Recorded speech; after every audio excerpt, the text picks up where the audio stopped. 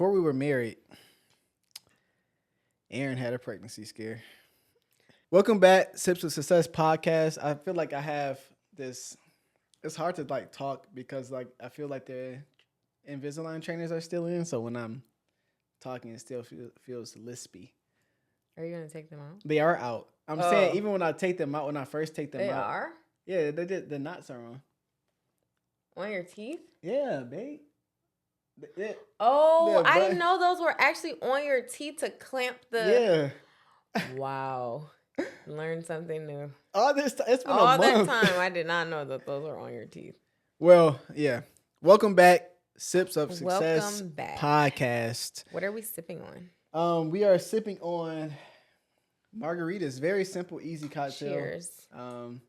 Mine is a little darker. Hers is a little darker. I'd like to do something different for her, make it a little bit more cute, I guess. So I did some, chopped up some lime chunks, which makes it a little bit more green. I also use Reposado. Tequila in hers, so it makes it a tad bit darker. Mine is just a basic white. I don't really. I prefer Reposado. I put a little half and half in this, but it's not as dark. So. And you have a salt rim. I don't like. And I have a salt rim, so it's kind of it's for the vibes. Yeah. Which I'm probably not even gonna do the salt, but yeah. So cheers. Cheers. Okay, this or that. A little spicy today. Would you rather be extremely emotionally compatible with someone, but not sexually compatible?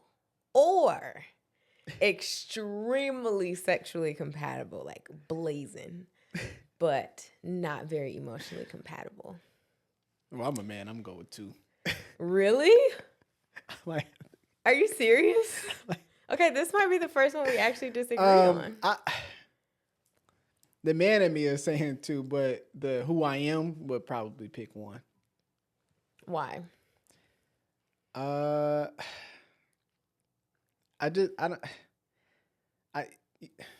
you're really stuck. I am stuck.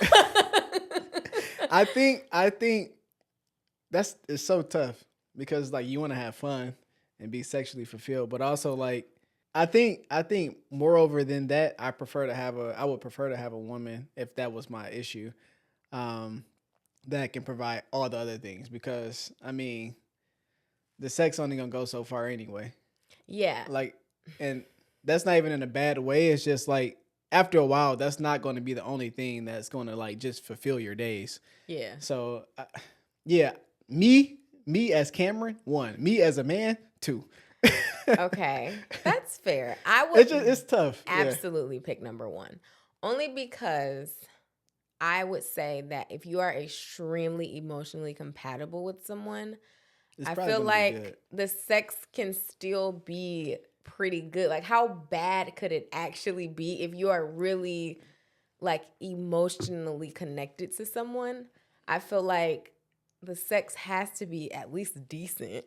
And then I feel like it's a lot easier to. It's probably because you really like the person, like you feel connected. Like, yeah, and I feel like it's also because sex is a very emotional thing. Yeah. It's not just an act. I mean, there are physical attributes that make it better, for sure. But I do think that if it was somebody who was who was very emotionally like also open to learning like how to grow in our sexual compatibility, I feel like that's a lot easier than trying to have someone who's extremely sexually like on it, so, but then that's why I would pick one, because you didn't throw any of those like stupid variables that you typically throw out there. Where why they gotta be stupid? Because you'll do stuff like so emotional, but sex is bad and it can never get better. Like you do that a lot. So because you didn't do that, that's why I would pick one, because I know that it can get better. Yeah. In the case that it couldn't, I'm gonna have to be a man on this one. I'm gonna have to go with my But I just don't feel like sex is able to sustain a relationship at all. When we're talking about marriage, number one, ease. Yeah. Yeah. Exactly. Just simple. Just because, like, you need more to get through life than just some booty. So, you know. Okay. Well. But, yeah. Oh, that was tough. It stumped me a little bit. Let us know what you guys think. It's a spicy one, but okay. So what are we talking about? I guess in the line of sex. In the line of sex, yeah. Aaron. Before we were married, Aaron had a pregnancy scare. Yeah, I did. Like a couple years before. We're not virgins when we got married. No. I feel like for whatever reason, a lot of people want to know that about us. Like they ask a lot. Yeah, were you guys sexually active before you got married? Which we don't mind people asking. I think it's because it's just because we have a Christian background. Yeah, I think that's where the question is generally rooted from. So. Right. But yeah, we had a pregnancy scare that no one knows about until literally no one. My mom is going to watch this and she's going to call me immediately and be like, what are you talking about? Speaking of your mom, when that day came, where were you at with your mom? I was very paranoid because Cameron and I had just started having sex. I mean, this was years into us being together. Yeah. And it was kind of just like, you know what? We're already almost doing it. Might as well. We're doing everything, but I was very scared also because I just didn't understand how my body fully worked, and I just thought whenever you have sex, you can get pregnant. Yeah. So one day, me and my mom were actually going to the bookstore. Was it Barnes and Nobles? Yeah, we were going to Barnes and Nobles. I don't even know why we went there, but anyway, we went in there, and I will never forget. As soon as I walked in, they were baking fresh baked chocolate chip cookies, and this wave of nausea just came over me, and I was freaking out. I'm like, I have never reacted to the smell of chocolate chip cookies like this. Like, chip cookies. What in the world? Like, I thought I was going to throw up in the bookstore. Of course, I didn't tell my mom because she would have been freaking out. So I'm like, okay. I called Cameron. I'm like, babe, I think I'm pregnant. Like, I just got so nauseous in the bookstore. I don't know. There's no other explanation. And so he's like, Aaron, I promise you, like, I did everything right. Like, nothing... I was like, I know I did everything right. Protection, like we were just like, I'm like, well, I don't know what's going on, but something ain't right. Mind you, I'm not even late yet. Like my cycle wasn't even due to come for another few days. Cameron is also gearing up for a trip to Mexico. Yes. And I'm just like, there's just no way you're gonna go to Mexico and I'm gonna find out I'm pregnant while you're in Mexico. So we need to take a test before you go. Yeah. So I'm still freaking out. I go to Cameron's job. Yeah, she comes all the way. First of all, Erin, again, she lives pretty far out. She drove all the way downtown, middle of the day. She gets downtown. She's crying at the car. Yes. Like sobbing. Because I just, in the pits of my soul, I'm like, I'm pregnant. And I'm like, there's no way. But then this is where she got me at. Because I'm like, there's just no way. But she's saying all of these, she's like, look, babe, I looked up these pregnancy symptoms, and then I looked them up, and I was like, oh. But they're all the same as like period symptoms as well. And I wasn't educated on none of that. So I'm like, oh, okay, no, this is real. Yeah. So she comes down to my job, and I'm like, all right, well, we just got to do what we got to do. Like, I'm about to get this crib. Like, he's like, I'm going to get a house. We're going to all be in one house. Like this is just, life is going to just go. Like, it's done now. So like, it's nothing. I'm not a really sit in something and I guess in sorrow in a way. It's like, I tend to hold myself accountable for the actions. Solution oriented. Yeah, like that's just how I think like that. So I'm like, all right, this is what we're gonna do. I know you're a little sad right now, but everything's gonna be fine. I got us. Yeah. We good. We good. Yeah. Like so. Long story short. Well, I guess the long part is already taken care of, but to the long story medium. Yeah. I take off. What was it? You took off. I took off. We go back out to her house because her mom was working and both her parents were working. So she takes this pregnancy test and it said no. Yeah, it said not pregnant. And I was just like, oh my God. We were like, yes. Thank you, Jesus. Thank you. I will never have sex again. And we did it for a long time. I was like, this is not happening. Yeah, like, we cold turkey stopped. Yeah. So that happened. And then literally as I left, an hour later, she came on her. Yeah. Yeah. So it was like, oh my God. Like, it was the most bizarre thing ever. So this happens. We say, oh yeah, you know, we're not gonna have sex ever again. So we go back to this. I just call it like the little Christian kid act, where all of a sudden you're going back to your holier than thou. So, we're like, oh no, we're done. Yeah. We don't do it. That's a lie. Yeah. So a couple months passed. That lasted for a while, but then it was like, okay. But so many people ask, and a lot of people are concerned about, you know, sex before marriage. And the reality is most of us, if not all of us, probably have had sex before marriage. And I think as Christian people in the Christian community, I think you feel ashamed of doing so because of how you're, I guess is how sex is kind of taught to you. Exactly. Like, it's like, you know, it's bad until it's not. Exactly. You know what I'm saying? That really doesn't make sense. So how can something be bad be good, basically? Right. And, you know, the very first time, like, go back to the this or that, right? When it talks about compatibility and emotional, like, me and Aaron have been locked in for so long. And we had never talked. I mean, we've talked about sex and we have done like little stuff or whatever, but nothing like, we never went all the way. Put it to you that way. And it was never no real conversation about sex. We both knew like we ain't ever doing it unless we get married. That's what we were on. Yeah. And then, you know, things happened. Yeah. One thing led to another. We were both adults in the world in our careers, moving on with life. She was living in DC. And I'll tell you one thing, again, in college, I didn't stay on campus. I didn't do any of the things that would even get me really close. I've been close, and like I said, in the questionnaire thing, we had the Q&A. She's definitely more of the completely clean. You know, I've dabbled and dabbled.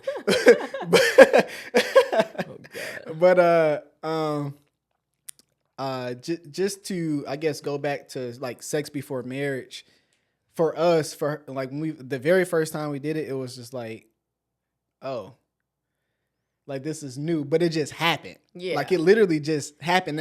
And she was living in DC, but I had been there like several times. Like and it never, this one particular time, it just happened. Yeah. So she's like, again, crying again. Yeah, I was like, oh my God. And this is before obviously the pregnancy scare. This was like a couple months before. Yeah. Like that happened in the summer. This was like kind of earlier in the year. And we were both under the assumption that if you have sex, you can get pregnant. Yeah. Neither of us had the knowledge that like you have to be ovulating in this. How hard it is to just all these different things. So we're like, oh, now we're like, oh, okay, we get it. We have friends who have kids, people who are married. Like, we ask all those questions. It's just like very more prevalent now. Yeah. Which makes sense because we're married. So like you get those answers that you may be looking for the future. So, yeah, that's how it was for our first time. Mm-hmm. Not too long after we thought we got pregnant. Yeah. So now, going back to the sex before marriage thing, we would slip up. That's what we like to call it, a slip up. Yeah. And then we'll be like, all right, we're not going to do this. Right. It's like you get a little taste. Yeah, and then I have a question. Yeah. Do you think that, because we would set an intention like, okay, we're not going to have sex. Like, especially when we got engaged, we were like, okay, we're engaged now. Let's be pure during our engagement. Yeah. And we really did like intend to not have sex. Yeah.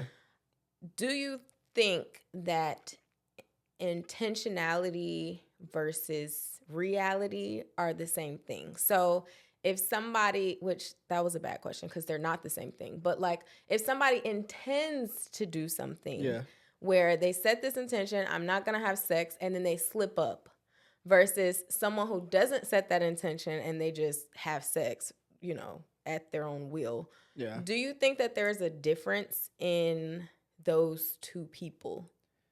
Or do you think at the end of the day, both of y'all are having sex and you're kind of the one who is constantly setting this intention and kind of failing at it is basically psyching themselves out in a way? Like, do you feel like we kind of did that?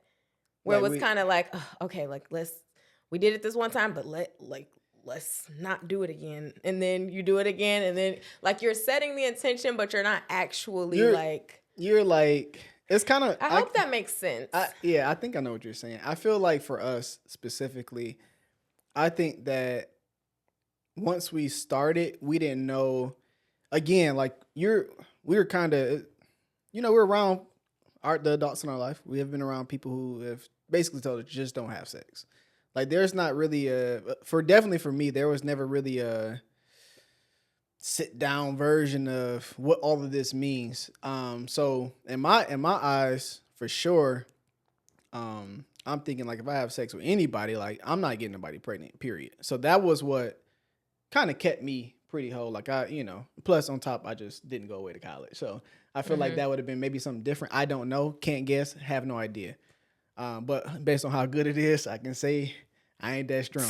But I think for us, because we had not for so long, I think we battled with the fact that, oh dang, we were perfect for so long. We did do the right thing for so long. And honestly, there's so many wrong things that we did do. It's just that us Christian folk a lot of times think, oh, well, we ain't go all the way, so that's nothing. It's and like, oh, I just like when the reality is we had already been planting those seeds, and by the time we went all the way, it just felt like so you trying to stop. It's not.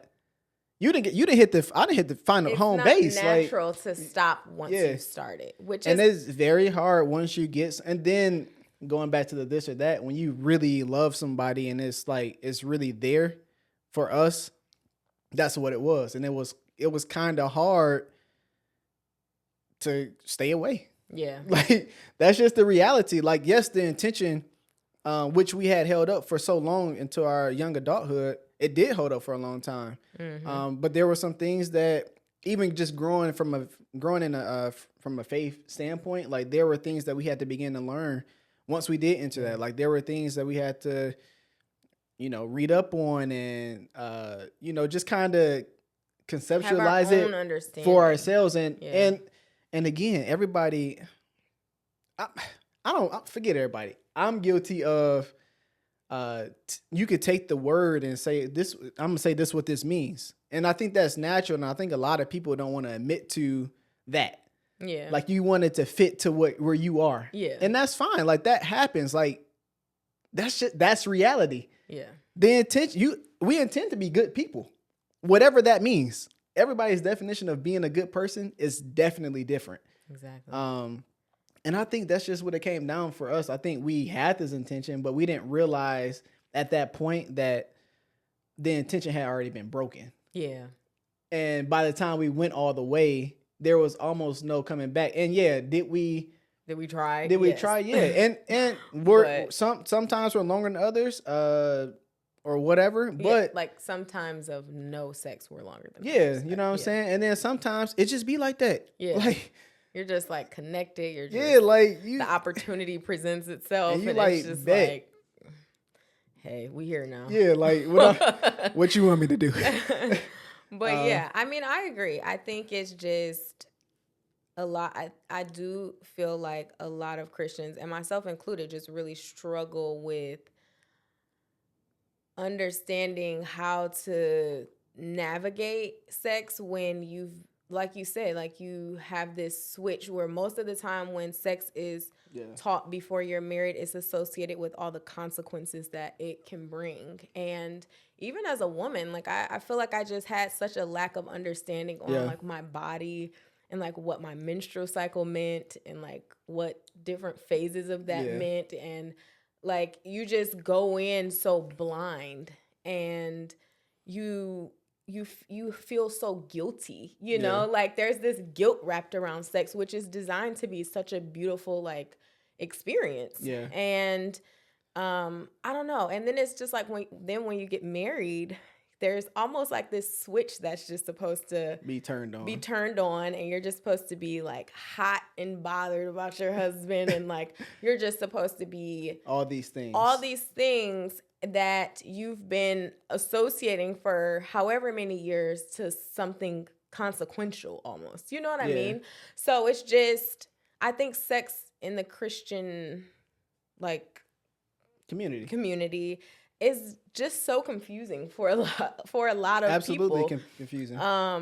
Because it feels good, it is good, it's all the above. Anything good, it ain't nothing bad about it. But once it's like such a taboo thing to. But even to like share. You went through the roller coaster of emotions, and meanwhile, I'm like, I went back to the crib. I'm like, oh, bet it's up. Yeah, I went through a roller coaster of emotions because I'm like, dang, and when you look back, it's like I didn't really fully save myself all those years. Like you said, we just didn't go all the way. Exactly. But it's like you have this mindset, like I saved myself all this time, and like, what does God think of me now? And am I going to go to hell? Like, and it's just, I do think that the church puts sex on such a big pedestal that it makes people even more curious about like and when you're a kid, you are more kids than others. You can be curious. You can also be rebellious on what you're hearing, because you got stuff on TV. You got your parents engaging, and you got your parents talking about it. You may go to a men's group. They're talking about how good 1, 2, and 3 is, and you like, man, well, shoot, what in the world are we doing? Right. Like, I keep hearing that is bad, but then I go out in the world and it's good. And I'm talking about we're hearing it's good from other Christian people.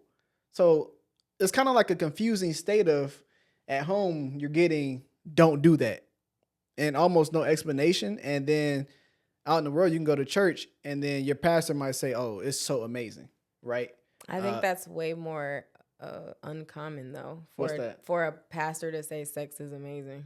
No, I'm saying like that's why I said a man's group. Like you might go to a man. I'm like most of the time in church, sex is talked about in a negative way. No, I'm saying like I've been in men's groups, and that's when they kind of let they cape down, and they try to get what we call men vulnerability. But I even think like church does a disservice at talking about sex in the space of marriage. Mm-hmm. Like, they don't give you any tools, we saw a video online, and this older lady, this younger couple was asking this older couple, she was like, what's your advice for staying married for 45 years? Oh yeah. And she was like, suck his. Yeah.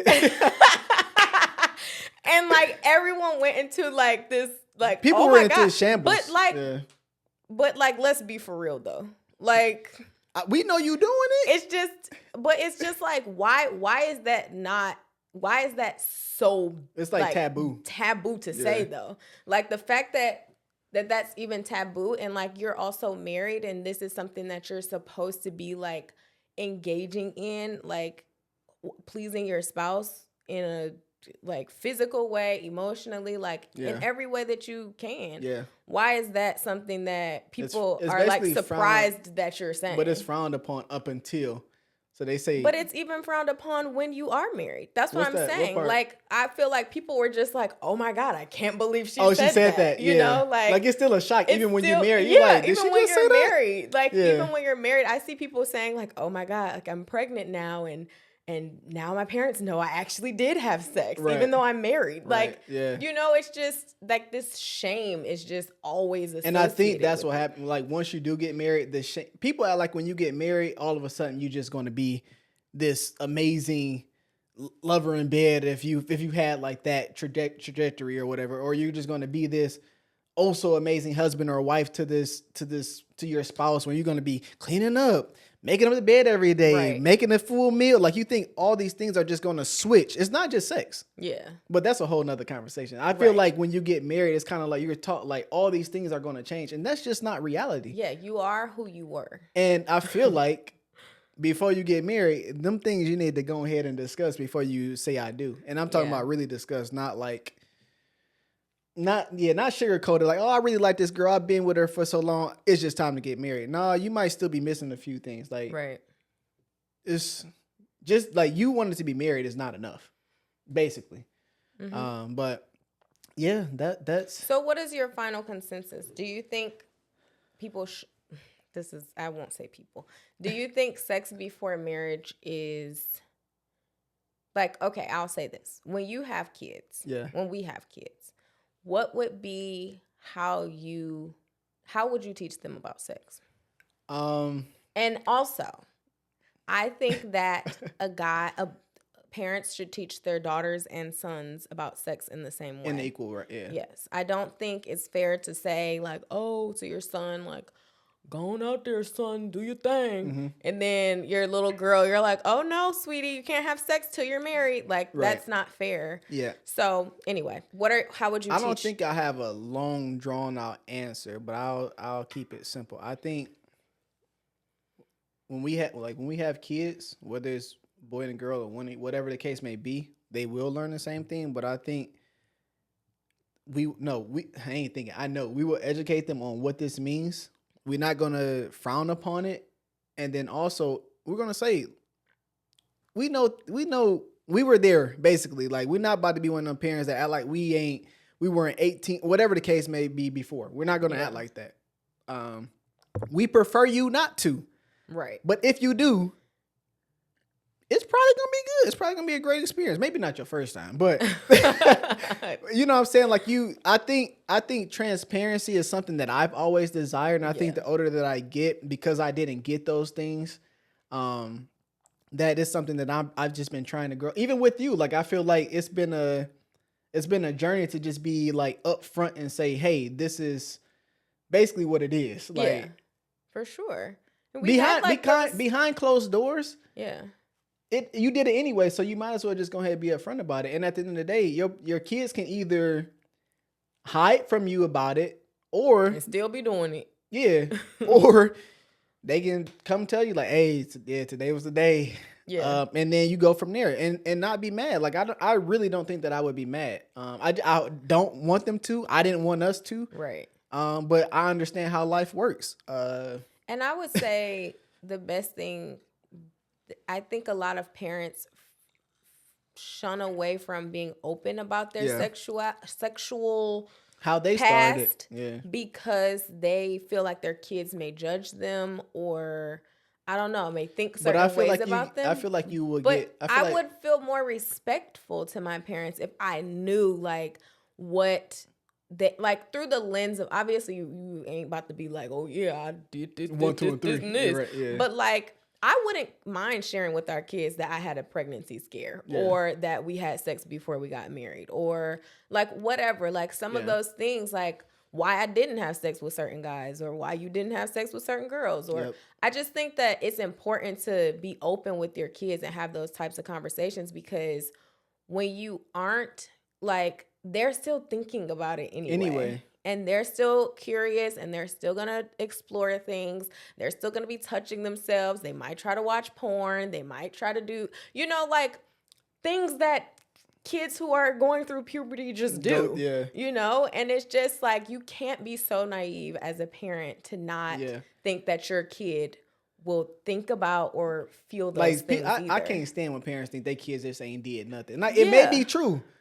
But even a kiss? Like, no, but like, it was funny because I was out to eat and one of the girls was telling us about her son, and she was like, he like snapped at me one day, and I looked at him and I said, you having sex, ain't you? And he said, yeah, how you know? And she said, because you getting a little too spicy. You smelling yourself too much. And she was like, that's how I knew as a mom. And she was like, you just have to be open with your kids, because I think a lot of parents think that they are being open until it's really time to be open. I mean, you heard my dad when he was in the hospital. He was like, he just know. Yeah. And I don't know what he was referring to, but it's like you assume your kids just know, probably because you grew up in the church. No, that is not the case. That's not enough. That's just not, that's not enough. Simple. Yeah. So, I mean, I agree. I think that I wouldn't be like, I wouldn't encourage my kids to have sex before marriage. But I wouldn't I think that I know for a fact they will be educated on what. Yeah, I would want to educate them. Yeah, and all that can come with it, all the good, the bad, the whole nine. Like it's not going to be this. Oh shoot, I can't ask my parents. What is that, or what is it, or I heard this in school. Because when you go to your kids are either going to learn it in school. Because I learned a lot. I learned everything in school basically. Yeah, I learned everything in school.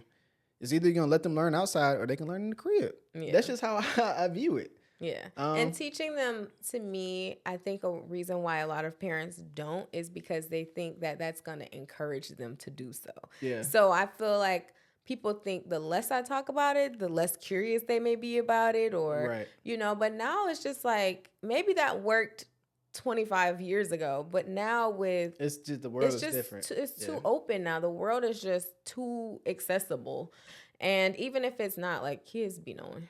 Kids be knowing. Like, I knew stuff, you knew stuff, like, but it's just, it shouldn't be taboo. It shouldn't be like this scary topic. It should be just another topic like anything else. Yeah. So, that's us. Well, my last question is, are you glad that we ended up having sex before we got married?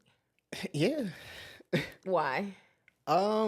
Because I felt like, because I had never really just gone, I feel like my curiosity might have affected me in the worst way had I not tried before. What do you mean by that? Because going back to the this or that question, right? Yeah.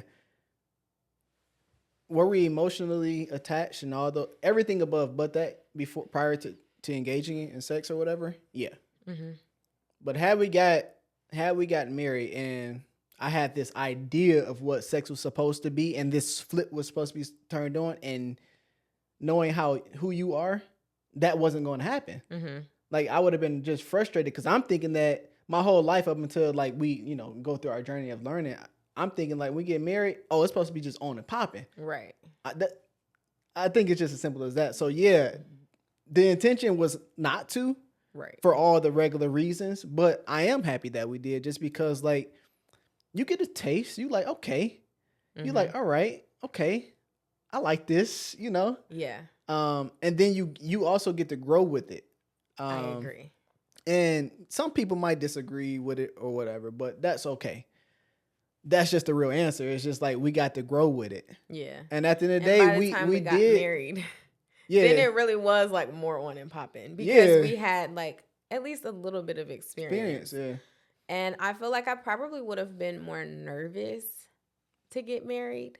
Not to get married, but like for our wedding night, or I'm just trying to I'm even going from we're both very private people in a way, and you for sure.